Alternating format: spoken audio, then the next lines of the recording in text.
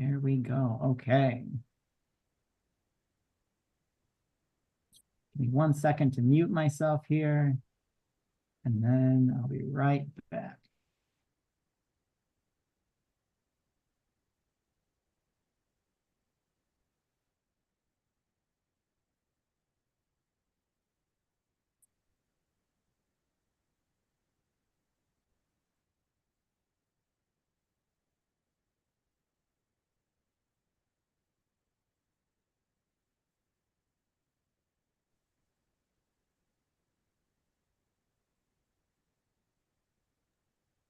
Okay, that was pretty painless.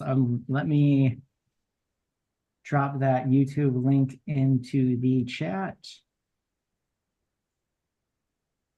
Okay, so this is the direct link to our live stream there if anyone needs it or is having trouble. So 6:03, I think we're ready to begin. Welcome to graduation for our January 2024 cohort. Woohoo! This is our first group of 2024 to graduate.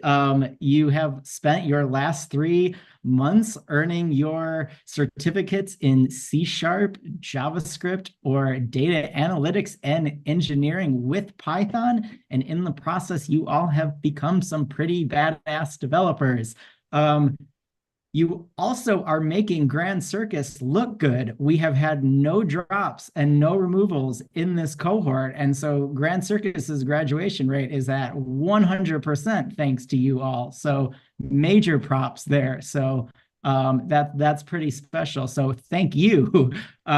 We know the effort that you have put in to get here. And we are here to celebrate this accomplishment and all the exciting new paths that you all are about to embark on.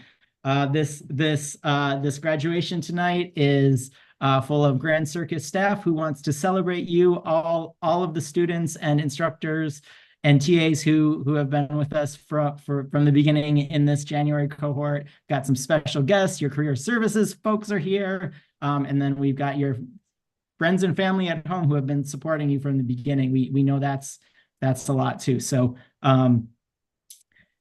lots of eyes are on you tonight. So we are very excited to see these demos, which is the main reason why we're all here. I know it.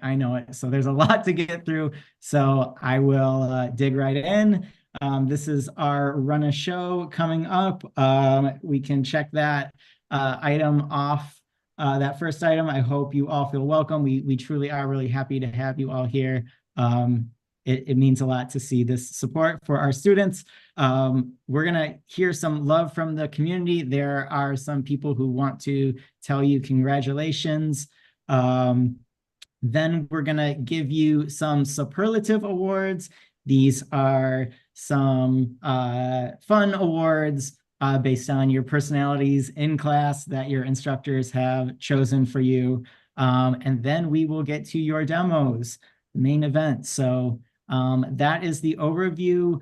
I hope to have you out here a little after 7, but we can go to 7:30 if it really takes it that time. We'll go there. So that's our overview for tonight. I am going to stop talking and hand it over to someone else who would like to say some words. So Damien, I think you are up next. Yes, thanks, Billy, and hello, everyone. Welcome to graduation, and great to see all these graduates, and a special hello to all the family and friends that are watching via live stream. It's great to have you guys here to celebrate what's a pretty momentous occasion. So tonight we have 13 students that are graduating. I believe there are 4 demos that we're going to see, 4 final projects, which is always a really, really cool thing to see.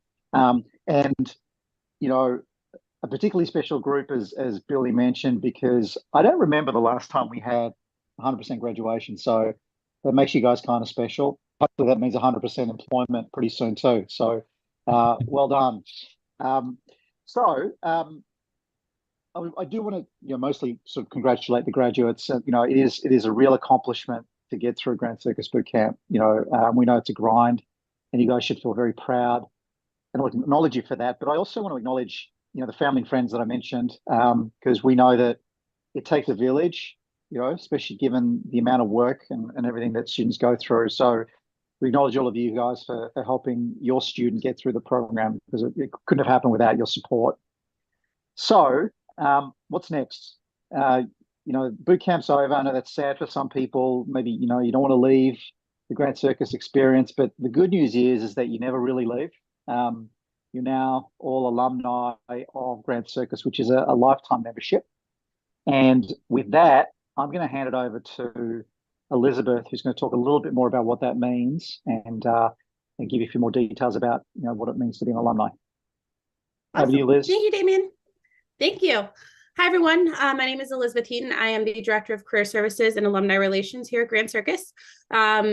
First and foremost, I want to thank everybody for all of your hard work and dedication throughout the last couple of weeks of boot camp. On behalf of the Career Services team, we are absolutely so incredibly proud of each and every one of you for all of the hard work that you have all put in. For the friends and family out there, the students not only took instructional boot camp alongside career services, so they worked in tandem, kind of doing two boot camps all at once. They worked on resumes, they worked on LinkedIn, they worked on mock interviewing, they met with their career services coach all throughout boot camp as well, all while going through an instructional boot camp as well. So there's a lot of congratulations to go around, and we are so proud of each and every one of you. Like Damien said, now that you are a Grand Circus alumni, the fun does not stop. Career Services is here for you until you no longer want us to bother you or talk to you or check on you. We will always be here for you, have it be through the next couple of weeks as you're going through the job search process, or if it's in 2 years when you are looking for a promotion or you got a raise and you're not exactly sure if the number is right. So we are here for you for all of that. We're also here just to chat.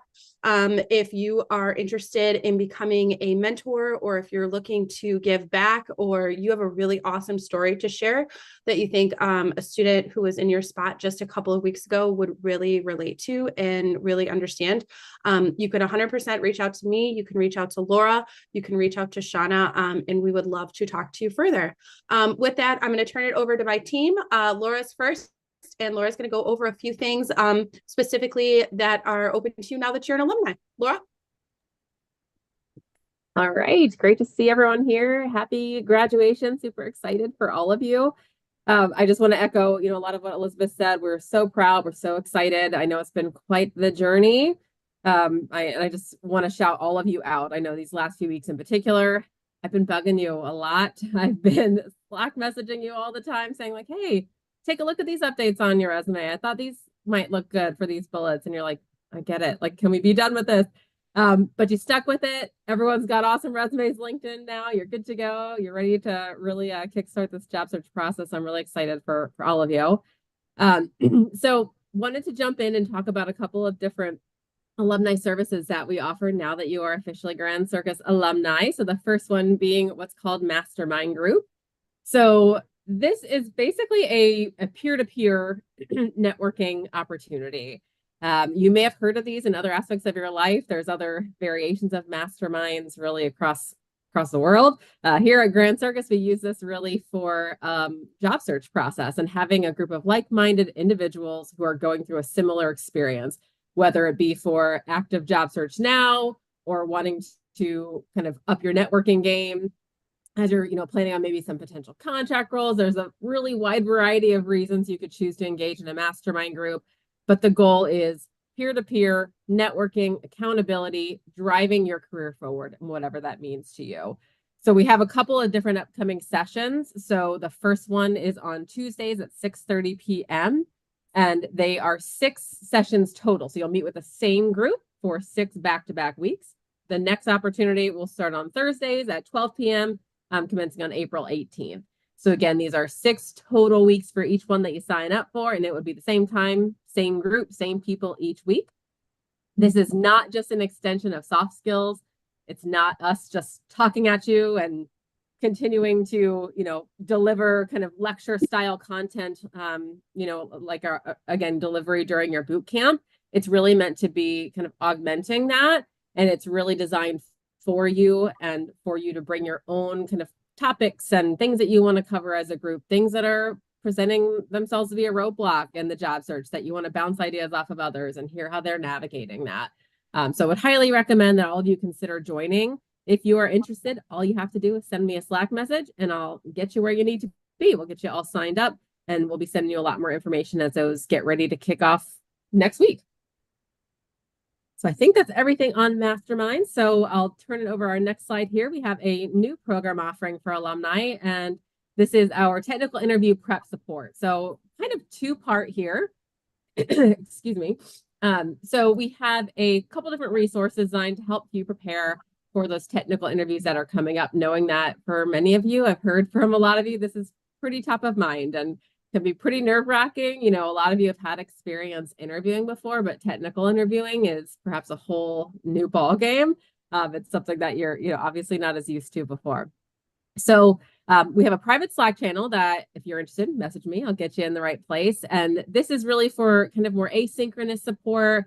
We'll have some different fun challenges along the way. It's a place where you can go and say like, hey, I'm working on this challenge and hitting this roadblock. Anyone else have any, input?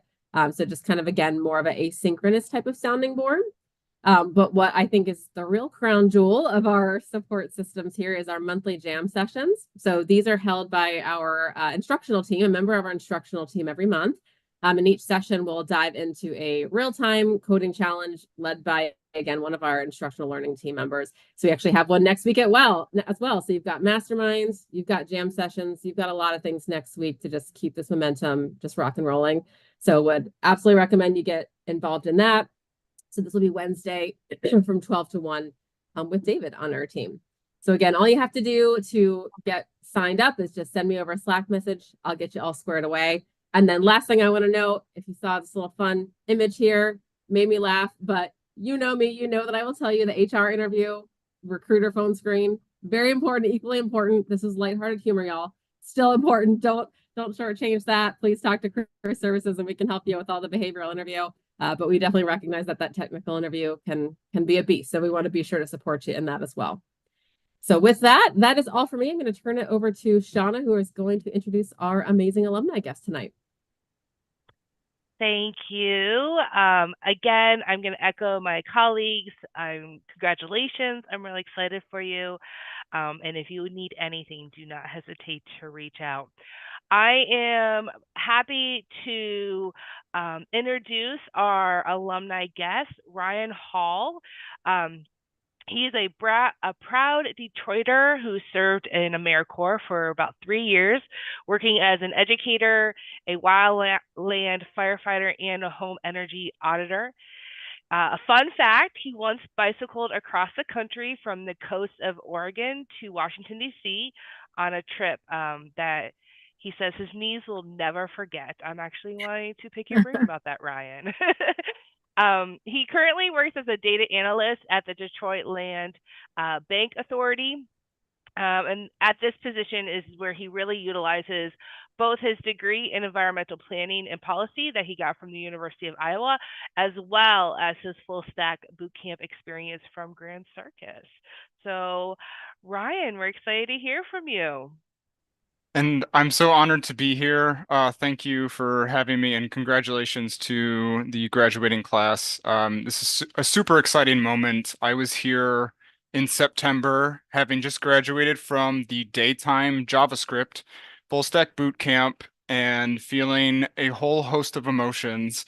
It's a really incredible experience, what you have just done.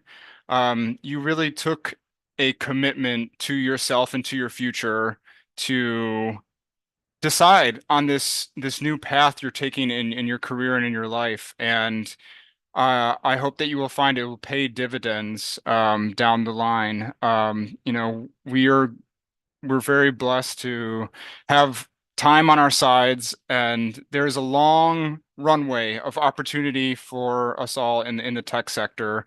And this is just one leg in your journey. And I know after final projects, it is tough. I personally felt super burnt out after my final project.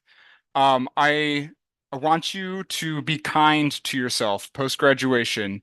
Give yourself the celebration and the rest that you need, but also be steadfast, be persistent. It is really key for you in this moment to not take your foot off the gas. It Despite all the sensationalist headlines about where the economy is, where tech is at, how AI has already taken your job that you don't have yet, or it won't. Don't don't buy into a lot of the discouraging headlines. You are going to be able to carve your own career in this industry and make it your own. Um, some things that really helped me post graduation was to get myself out there physically by attending in-person events, attending virtual events with other developers, software developers, just tech communities. Try to find a good either Slack or Discord or Meetup. Just put yourself out there. It's really, it can be a little anxiety inducing, but um, like Wayne Gretzky once said, you miss 100% of the shots you don't take. And now that you have a Grand Circus boot camp on your resume, a project to display, a full stackness, in whether it's in data or JavaScript, Python, C Sharp, whatever it may be, you now have the tool belt that equips you with the ability to solve complex problems, work on teams, and to make something incredible. So don't downplay what you can do with the tools you've already acquired. It's going to be really exciting to see what you'll do next. I'm very excited to see that. Stay hungry, keep learning. I'm currently I learned a bunch of React when I was at boot camp, and I'm kind of curious, and I've learned a little bit more about Svelte. So, tech stacks are always going to change with time and with convenience. So don't be afraid if you're switching or you're hopping. There's a lot of value in being able to identify what the best tool is for a project. So, like in my job currently, another word of advice, don't pigeonhole yourself into a certain job role or title. I didn't think I would be a data analyst when I first graduated, but I find that I'm taking a lot from what I learn in boot camp and transferring it. And because I have applied myself, my manager asked me, I don't know if this is in your wheelhouse, but can you scrape the web and retrieve a bunch of photos for us? And I was like, okay, yeah, sure. Of course, it's not in JavaScript, but I created a Python script where I was able to scrape and recover all the photos and whatnot. So I'm very excited for you all and really want you to excel. This is a super exciting time. Use the resources at your disposal. Use each other. Find a project you're really interested in that really sparks joy within yourself. Because that's the easiest way to continue this post-graduation is to find a place for you to do the things you want to do with code and to accomplish those and to keep stacking that resume. So lean on one another, use the resources, use Grand Circus.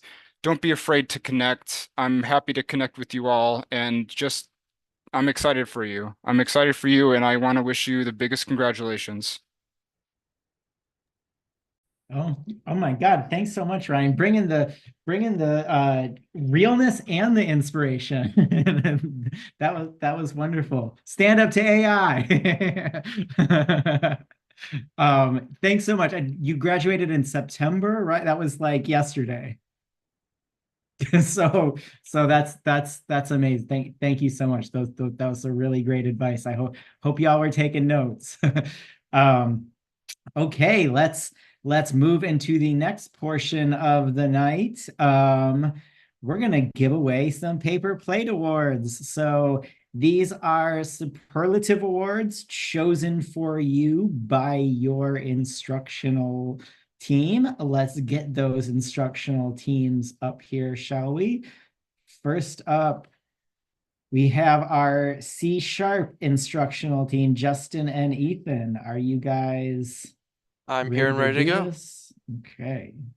Love this outdated picture. What's your new headshot look like, Justin? This is perfect the way it is. Let's go on. Okay. All right, so first up we got Rod, who came into the boot camp with a crazy amount of knowledge and will most likely leave this boot camp making their own framework. So congratulations, Rod. Next up, we have Victor, who I'm giving the long hours award, and someone please give this boy a nap. You don't know how many times I heard this guy come in and say, yeah, I got 2 hours of sleep. I'm ready to learn the hardest topic of the boot camp. So congratulations. We'll move on to the next. We have Dom, who I'm giving the Surpass the Teacher Award, as he managed to find a bunch of different topics and program stuff I did not know about. So congratulations. Next up, we have Logan, who got the Just Keep Working Award. You don't know how many times with Logan as well I saw his group is either taking a break, maybe they're making breakfast, and Logan's still working. He is working he's the first and the last person working every day. So congratulations, Logan. And last up, we have Eli, who has the Personal Project Award, who I think throughout the entirety of boot camp, you had some form of personal projects going through the whole thing. So even while doing labs, group works, you had your own thing you're doing as well. So congratulations, Eli, and congratulations to the C# class. I look forward to see what you guys all do later. Wow, thank you, Justin. I can't talk as fast as you, but let's give this group a round of applause. Okay, next up, who are these guys? Jonathan and James, our daytime JavaScript instructional staff. Are you all ready? Let's do it. All right, so Jack gets the Code Captain Award. Jack is always coding. And he just keeps at it until he gets it, and we thought this award was perfect for him. Up next is Fawad, Yep. the crypto conscious. This was the easiest one to give out. This is the semester I learned the most about crypto and had no idea I was going to. If you have a question, he is your man. Right, and JB, who is class conductor, JB is a born leader and powers through projects and powers through any form of knowledge and succeeds. And if there's a brass ring to grab, she's the one who's going to grab it. So we gave her class conductor. Congratulations, JB. Woohoo! It was a class of 3, so this is it. Congratulations, JavaScript. Okay, next up, this slide might look a little lonely with Dylan on it. We lost an instructor a couple weeks shy of final projects. So Dylan's been shouldering this class. So props to him. So Dylan, you ready to give these out for your class? Yeah, let's do it. All right, so to start, we had Brendan, who I dubbed class dad on account of is an actual dad in our class, and also throughout the entirety of not only this project, but everything was always kind of keeping folks morale centered. This last project, he essentially was like slapping the top of the Kafka pipeline and telling us that bad boy's not going anywhere. So like he was keeping us centered. Class dad. All right, we had Michael, who was our graphing artist. Everyone who gets into DataPy, any kind of analytics stuff, will be dealing with visualization, but some people put a little more effort, some people put a little bit less, go more default. Michael was always trying to poke at new features and new things, and he had the coolest and most interesting visualizations. And Khalil, I dubbed Inspector Tech, specifically because he would inspect every new piece of technology that we presented, like Sherlock Holmes. Dude was asking all the right questions, just very, very detailed questions. Why does this work? Where are we using it? Which is brilliant, excellent way to learn, and learn as quickly as possible, especially in this field. All right, we had Ava, who I gave most powerful BI, Came into this with already a bit of a background in stats, already knew a bunch of stuff, and on this final project was kind of our Power BI guru. So she was kind of fronting on all of our business insight and statistics needs throughout the whole term. And then finally, we had Logan, who I dubbed the commenting king. Just in terms of all of the organizational processes, leaving good comments, leaving good markdowns, doing good kind of like sketches of the workflow of things as they go. Logan had the most diligent methods to make sure that things were on track before the project even began, and did a great job documenting everything along the way. Thank you, Dylan. Let's give a round of applause to our DataPi class. Put those on your resume, students. I would Inspector Tech too, for sure. That would get me intrigued. I would want to interview that guy. Thank you for those paper plates, everyone. That was very sweet. Now we are here for some presentation of certificates. This is my silly little part of the night. We know you didn't come here for a paper plate. We know you came here for these bad boys. This is why you came to class every day, to earn these full stack certificates of completion. So if you'll do me a favor, it's a little active visualization here. Close your eyes. Imagine the graduation music's playing in the background. There's a slight breeze in the air. The sun's shining. You're walking across the stage. You're shaking my hand, and I'm putting that certificate right in your palm. Now open your eyes. Check your email. There's your certificate. Boom, like magic. You have your certificate. Congratulations, everybody. You have made it. You are now Grand Circus graduates, full stack developers, all the things. Okay. Now, some demos. Let's do it. Does everyone need to take a moment to come down from earning their certificate, or are we ready with our first group? DataPi, you needed to breathe, or can you take over from here? I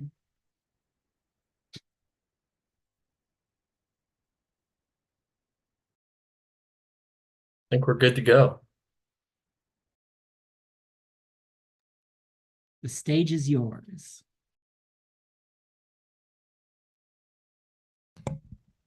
Hey, everybody. I'm Khalil, and this is the DataPi team's final project regarding the UK National Rail System. So unlike the other teams, we were actually provided a project to work on, which was analyzing the UK National Rail System. And that data was utilized through our Kafka pipeline connected to the API that was provided to streamline data through 2 weekends that we then loaded into our AWS database after extracting that data from our Kafka pipeline, transforming it, loading it to that database, and then manipulating it through our Postgre database. From there, we ran some data cleaning and exploratory data analysis to pull out the useful data that we needed to kind of make our analysis based on the questions we answered, and then used Power BI to create some great visuals that we'll show you later on in this presentation.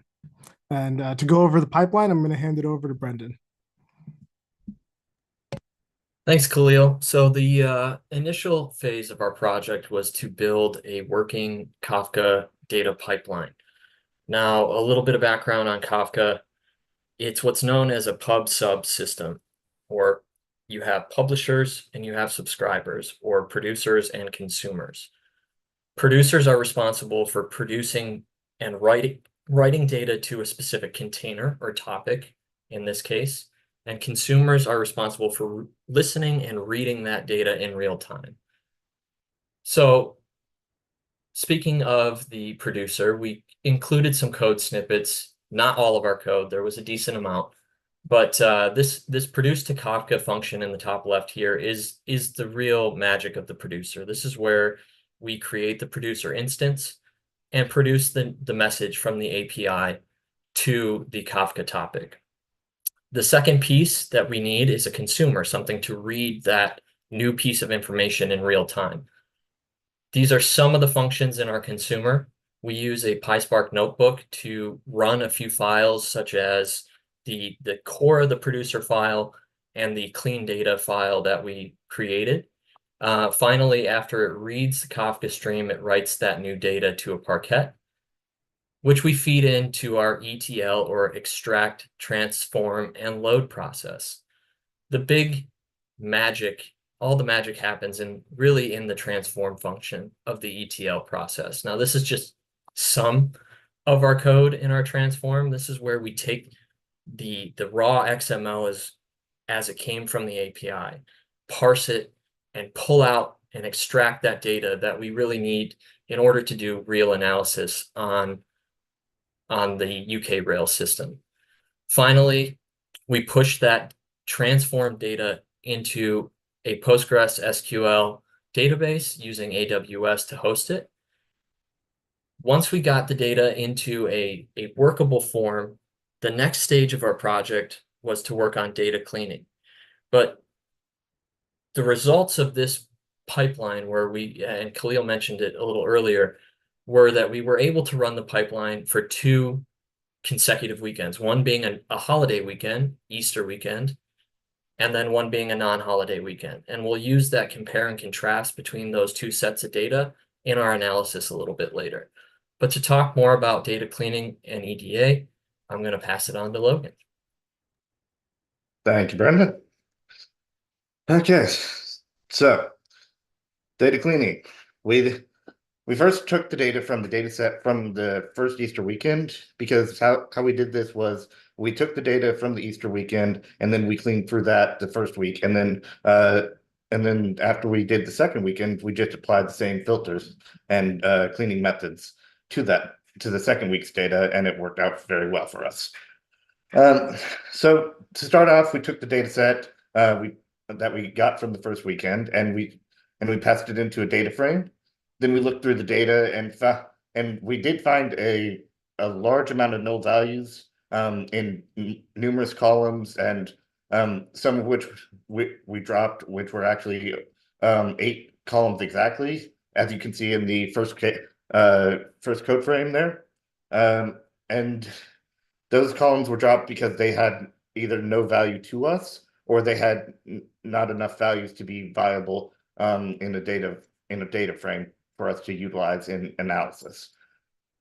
We also did add a few columns, as you see down on the screen there in the second code snippet, such as the date time for arrival and departure times, where we took the data and turned it into date time, which shows both the date and the time of the departure and arrivals.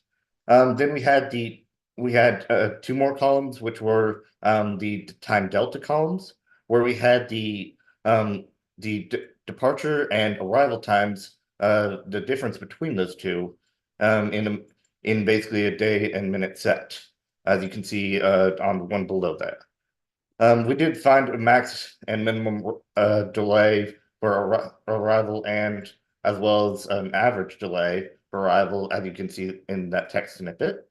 And then we finally were able to convert both of the data frames to CSVs. And as I said, all of these steps we did apply to the second weekend's data set, and we found that we did have to fill in A for train length as well, because it had over 80,000 null values. So we did fill out those with the mean amount of train cars, which was 8. Finally, we then went to EDA, which is where Michael will step in. Thanks, Logan. So after cleaning it up a bit, we decided we were ready to start analysis, and that's what you see on the screen. We decided to first do correlation and covariance. to test the strength and the linear relationship between different values in the columns. If you look at the correlation heat map, you'll see the more positive a relationship, the closer to 1 it is, meaning they trend in the same direction. -1 means there's a negative relationship, meaning they trend in opposite directions. And the closer to 0 it is, the more they have nothing in common.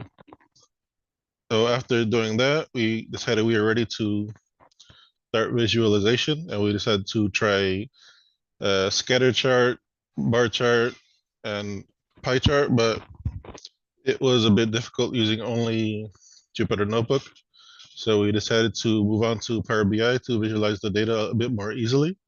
And that's where Ava will explain the next steps. Hey everyone, so I kind of led the Power BI dashboard, and the questions that we sought out to answer was, how would you determine the most frequently visited stations in a day? What proportions of trains are delayed over holiday versus non-holiday weekend? Which stations have the most delay? And lastly, what the average delay time for trains are and the longest delays. Brendan, if you don't mind. Yeah. Okay, so for our first dashboard, we wanted to answer the question, which was, how would you determine the most frequently visited stations? So you can see that the busiest stations center around the greatest population hub, which is London, seeing as it's the biggest city in the UK.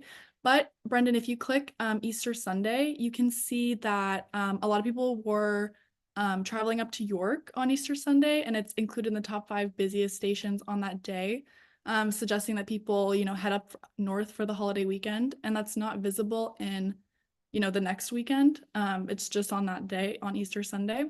And we did a little bit of research on that, and we saw that, there's actually an Easter festival in York, which makes sense why everyone's, heading up there. And then we also see that in both weekends, the Gatwick Airport is in the top 5 regardless of holiday versus non-holiday weekend. And this could just be because, it's an airport railway, so it probably gets pretty busy. Again, it's also centered around London, which is where the biggest railway stations are. And then you can also see that the top 3 busiest stations don't change regardless of weekend, which again, they're all centered around London, which makes sense. And then if you want to go to the second dashboard. So we sought out to answer the rest of the questions with this dashboard. The second question was, what proportion of trains are delayed over holiday versus non-holiday weekend? If you want to go to the first holiday weekend, you can see that the number of routes with delayed arrivals and the number of routes with delayed departure is around 6%, 6.5%. But if you go to the non-holiday weekend, you can see that the percentages increase. So it's about like 8%, almost 9% for the delayed departures, which was interesting because, the non-holiday weekend tended to have more delays in arrivals and departures. And then the third question that we sought out to answer was, which of the stations have the most delays?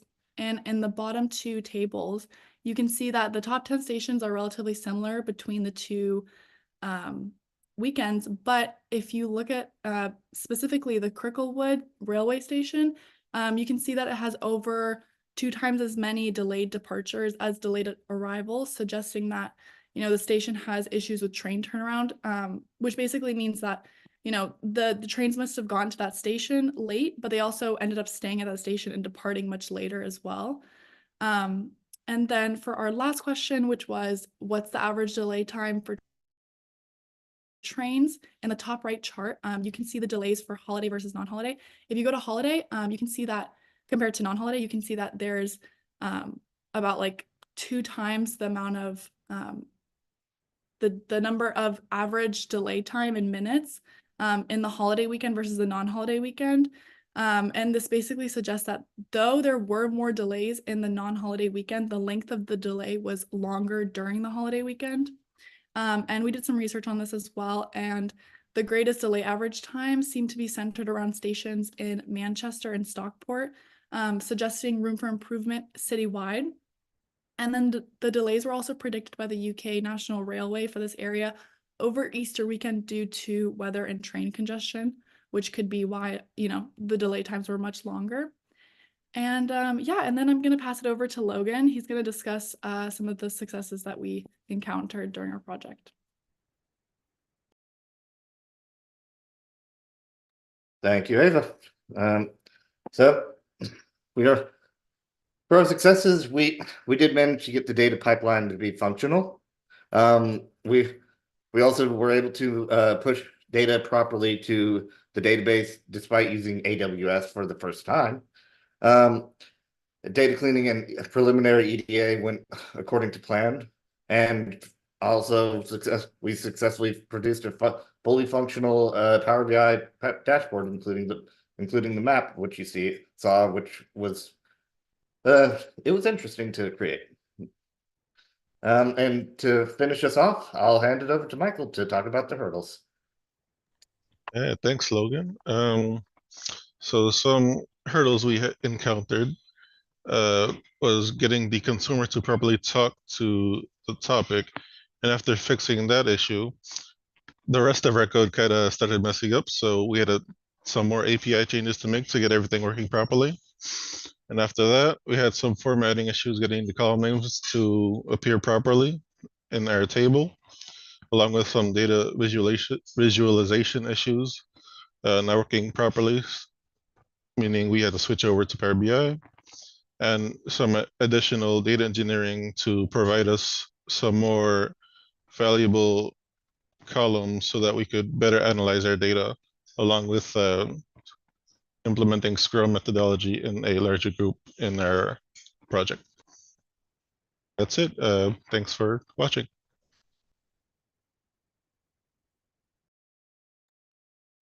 Wow, congratulations. DataPie, you came through. Like, I have seen my fair share of data presentations, and I think I can say without a doubt that was a showstopper. Those dashboards were amazing. You also took the challenge of making train times interesting, and I think you had us all captivated. So congratulations. Okay, getting us all started off great. Up next, we're gonna move over to C#. We've got Victor, Logan, and Rod with their final project.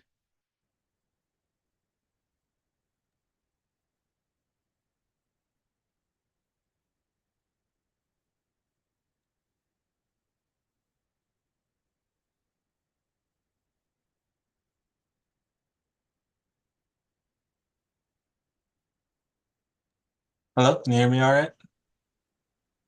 Now we can, yeah. Perfect, okay.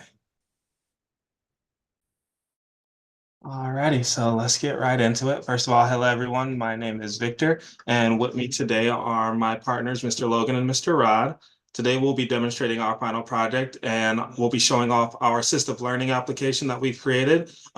Its main use is to help students, regardless of field of study, learn specialized language tailored to a specific skill set and language.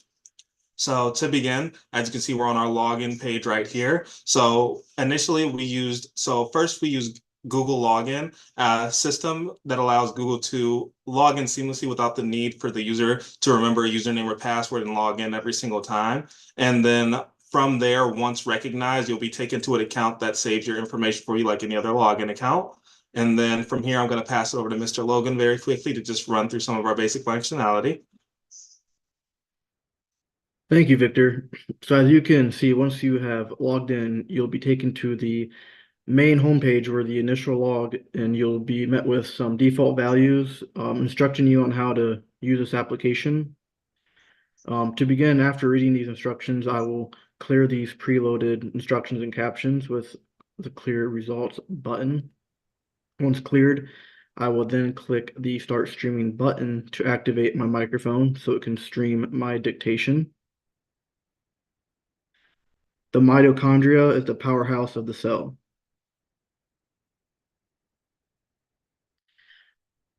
So once you have spoken, the words that you did say should now display with highlighting over the specified words in this statement. Words that are highlighted are selected based on the characters in each word, and this may be adjusted at any point. If you go to settings, you can go. You can make it down to 4 or as many as you want. Also in our settings function, we have a high contrast option that changes these colors so they're higher contrast for those who experience color blindness. And now at any point you can choose any of these words. If you hover over it, it will say the definition. And if you click on a word, it brings up some additional information such as the definition again, the phonetics, the source as well. You can also save this word and you can go to the favorites page to see each favorite word you have. I will now pass everything over to Mr. Rod so he can demonstrate the favorites page and some of the additional functionality. Thank you so much, Logan. Let us move forward with the demo showing the favorites page on the favorites tab. On the favorites page, you see a list of words that are from the home page based on the dictation in the class that you are attending during your session. When you click on this saved word, you can expand it and explore more information, such as the phonetics, such as special notes, such as why you decided to save that particular word, or notes like it's going to be in the test, it's going to be something that I need to study further. And that is going to be saved to your account, to your unique username. Also, if you're not totally sure about the pronunciation, you can always click on the play button on the bottom left. Mitochondrion. And with that, you have a complete system to help you learn technical words during class. And when you're done, you can also remove it from favorites and complete your study list. Also, we have a couple of features on our navigation bar. The language is the first one, which has the spoken language of your choice. And we also have the subject, which is a future feature. Basically, it's going to allow you to have a customized dictionary for those specialized terms that are not always in the popular dictionary. Thank you so much. So to jump back in and kind of finalize everything, and again, thank you, Rod. This design was made to be both easy to use and effective regardless of the field of study. We intend to continue developing the custom dictionary databases in the future and add more in-depth functionality, allowing for a more customized user experience. As of right now, especially with the language, we do have our system able to recognize Spanish as well. But as for the dictionary database with Spanish,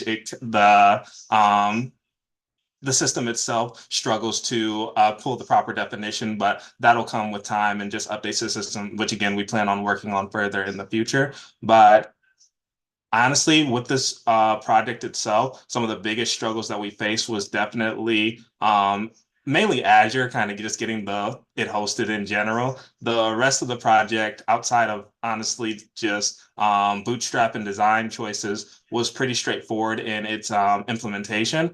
And overall, I think that with this project has a lot of potential for just future use and room for it to grow. But other than that, I want to say thank you to everybody, and we are done. Wow, thank you. Again, showing us something we have not seen before, and really utilizing that audio and transcribing features. That's amazing. Congratulations. So next up, we have Dom and Eli. Let's see what you guys have been up to. Oh boy. All right. Love this part of it.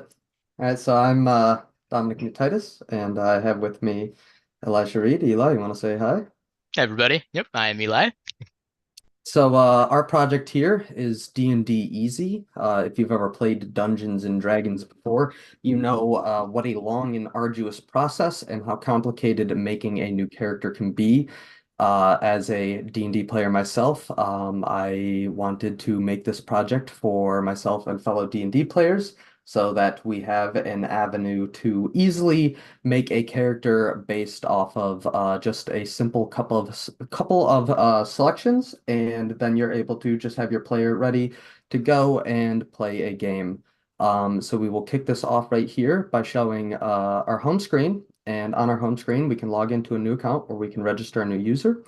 When we register a new user, we can just name them somebody, and then we can log in with a username, which will just be username, and give them a password. And then you can go ahead and choose a profile picture for your account. And that profile picture is uploaded right there, and then you can create an account. Once your account is created, you can log in. I'll be logging into my own account for the sake of this demo. And then your login is displayed on the top. Now that you're logged in, you can go ahead and begin making your character. You can either choose from one of the lists of Dungeon and Dragon characters that's presented on our home page, or you can start fresh. So we'll start fresh and we'll make a new character here. You can choose a photo for your character.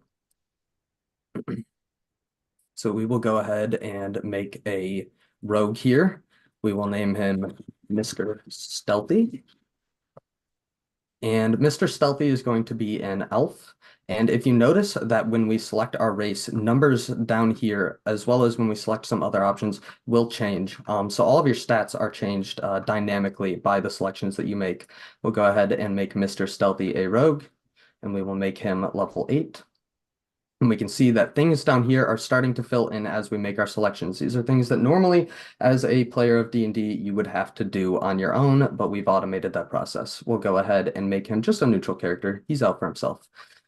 One of the main parts of building your character in D&D is setting your ability scores. We have a couple different methods that you can use. You can either use the point buy system, the dice roll system, our own homebrew dice roll system that uses a D20, or a standard array, which gives you a selection of set numbers. For the sake of this demo, we'll go ahead and do our dice roll.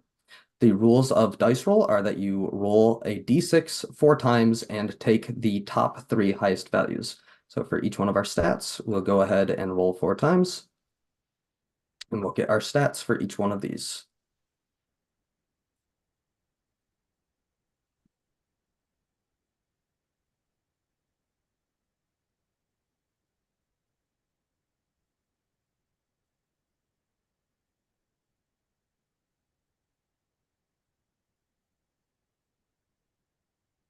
Now, if you see at the bottom here, there is a little bar that says how many points you have left to spend. Since our character is over the level of 4, we do get extra ability points to spend, and we can allocate those wherever we would like. As we're playing a rogue, I'm going to go ahead and put 2 of these points into dexterity, and then I'll put 1 into my constitution and 1 into my wisdom. Next, we can select our rolls for health. Every class has a specific die that they use to roll for health, and every level up you get a die. So since we are a level 8 character, we get 7 extra rolls to add to our maximum HP. And you can see that as the roll happens, our HP is increased up here.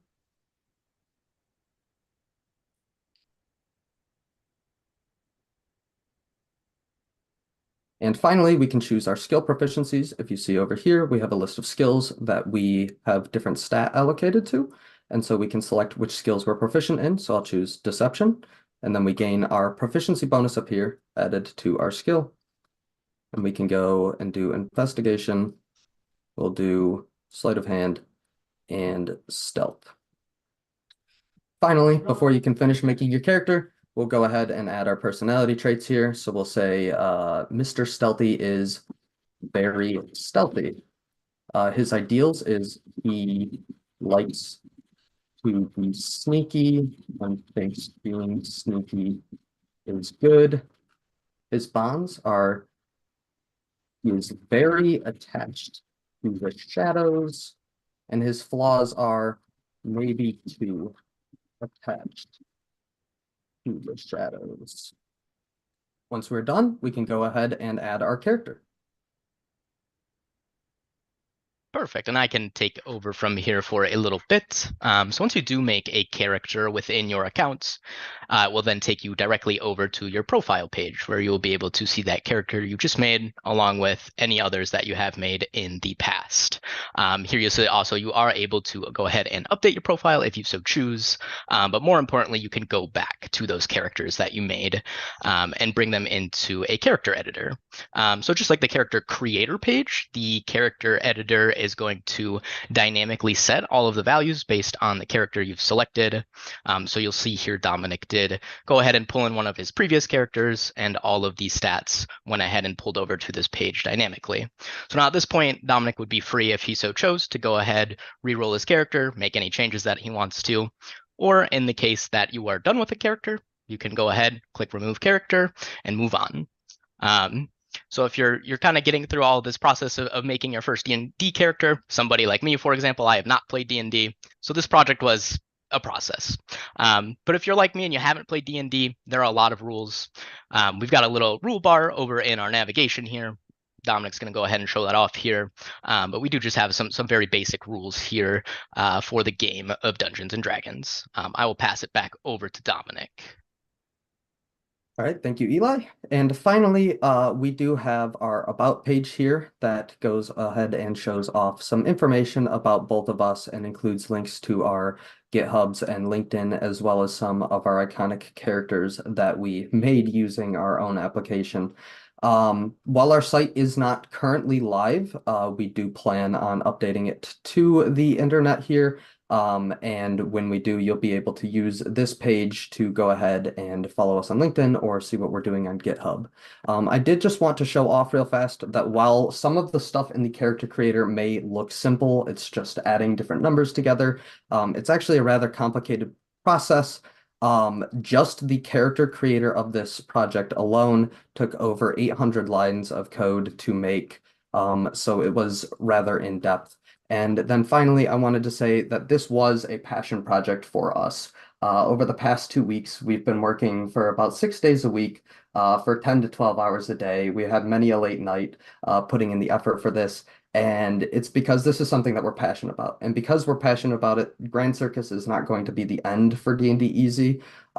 We have many plans for what we'd like to do after bootcamp with this. Namely, firstly, we're looking for about 2 weeks to get this launched live using Docker containers.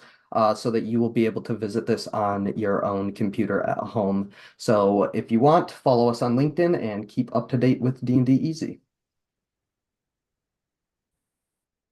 Wow, guys, thank you. Thank you. I know you have been presenting, but you need to check the chat because you are just blowing minds there. Anyone who recognizes the D&D character sheet is just amazed. You also came a million miles from MVP demos. I don't know how you must have slept because that's pretty amazing there. That's great. And the way you just slipped in that little bit of code, very nice. Okay, that was great. Are we ready to close the show with JavaScript? We've got one more group. Yeah. Yes. So the JavaScript group is myself, Jamie, and Fawaz. And to start off, we were, I guess, like a little bit proud of like our demo video and just like wanted to like show it off because we kind of noticed that like, everyone was printing their like awesome super projects, but like we never got to saw their demo videos. So Jamie, if you haven't pulled up and you would like to share, then by all means go ahead. And then we will go into our project that we were discussing in the demo video.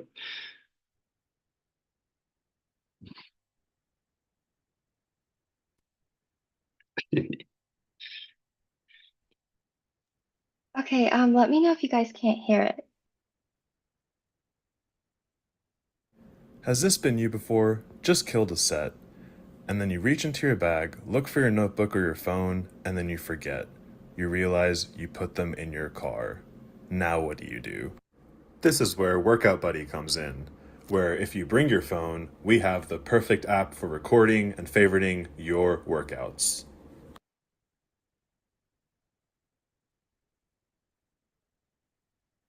So yeah, that was the little funny video. Honestly, it was a really awkward thing to film at the gym. It was, it's not the most comfortable thing to film at the gym. So I'm gonna talk to you guys about a little bit about the logging components and just our front page here. As you can see, it's kind of inspired by our old application Budget Buddy. I don't know if anybody remembers Budget Buddy. It was pretty simple. Like we kept our UI UX pretty sleek and simple.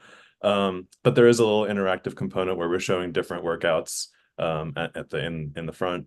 And we're using sign in with Google, so we're using Firebase authentication to kind of authenticate the user and pull their identification. So Jamie, if you don't mind signing in with Google really quickly. So what this does for us, like specifically, we can actually pull the user's information, like specifically, like from Google. Like Google Firebase provides that to us, and we can use that user's direct user ID. In this case, you can see Jamie's name is JP for that specific Gmail account. So the routines, the exercises, which will be coming up here in a little bit, will be user specific. Now, one of the parts that we were specifically, like one of the UI components that we kind of worked hard on was the calendar. Jamie, I will pass it on to you, and let's talk about the calendar. Okay, so I'll talk about the calendar component. So in here, we do have the navigation bar to take you back to the home page and navigate to other pages, but we really focused on making the user be able to access their activities based on the date or the interaction with the calendar. So for instance, if we click on another date, let's say the day prior, the routine that they recorded along with the exercise and the type of muscle that they targeted with that exercise is shown. They also have an option to add a routine or add an exercise to the routine, and also to be able to see the sets that they did for that day for the exercise. And then they can also edit it. They can close that view, and they can also create a new log. So if you just click on other days, you can just see how everything updates accordingly. And also if you go back to, let's say, March 9th, it also shows up with the correct information. So it's just really easy for the user to be able to see their history or their progress. And then Jack will then take us through entering a new log into the date for the user. Right. So the first thing we want to do is to create that new log at the bottom of the screen. This will prompt us to enter a routine name for today. Let's just say, leg day. Don't really have a day in mind. And when we click submit, we can see that this enters into our activity log. We see our name, and then we also see this plus sign. This plus sign is our sort of prompt to add an exercise. And here we actually made it fairly simple for the user. So like, let's say that the exercise that they want is like some type of like squat, but they don't want to, type in like the full name. They don't want to put like the type or like the muscle. So Jamie, if you type in squat,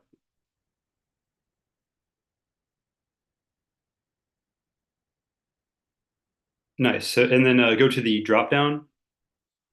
We used, I believe, I don't want to say it's exercise API because that might have been the one that we had originally that crashed like the first week we we found it. But we basically are sort of like outsourcing to another API and saying, hey, like you're storing all of these sort of like exercises. We want to look them up sort of like in your database and then like map out their sort of like properties. So like, let's say I was doing I was doing a kettlebell pistol squat. Um, don't think I've ever done that in my life, but as we can see, this autofills the type and the muscle group that we had that is assigned to that exercise. Now, as a true gym bro, I actually never hit legs in my life. So let's actually make this leg day our arms, and let's type in, or actually no, we'll do like a back, and we'll type in pull, and we'll get like a pull down. Or yeah, we do the close grip front lat pull down. That sounds about right. Or that one's also good. And as we can see, it automatically updates our information.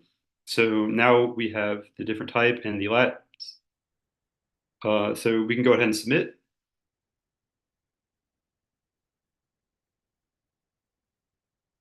And as you can see, when we submit it, the exercise submits and is stored under our routine. And obviously, now that we're storing our exercise, we want to add a set to it because, I don't know, we want to sort of keep track of our progress. So this is going to be set number 1.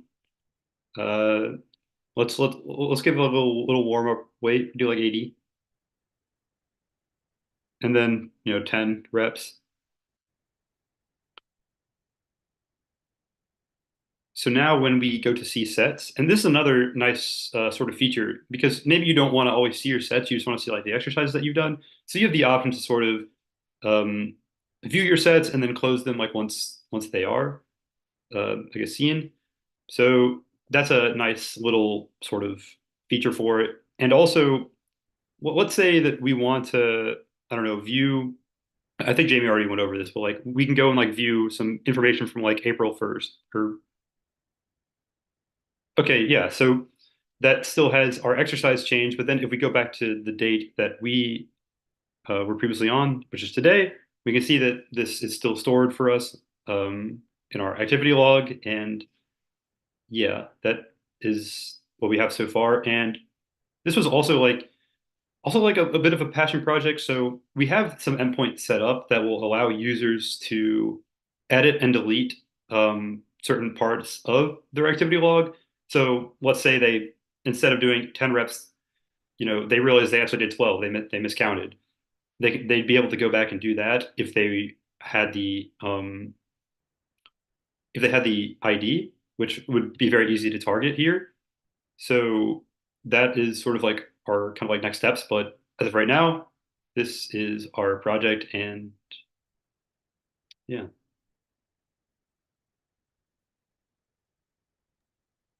Congratulations. Wow. Okay. Where can I get that? I would like to put that on my phone right now. You guys did really, really good. Buttoning that up for MVP since MVPs, that one also came quite a long way for sure. Wow, not a clunker in the bunch tonight out of those 4 projects. They were all pretty awesome.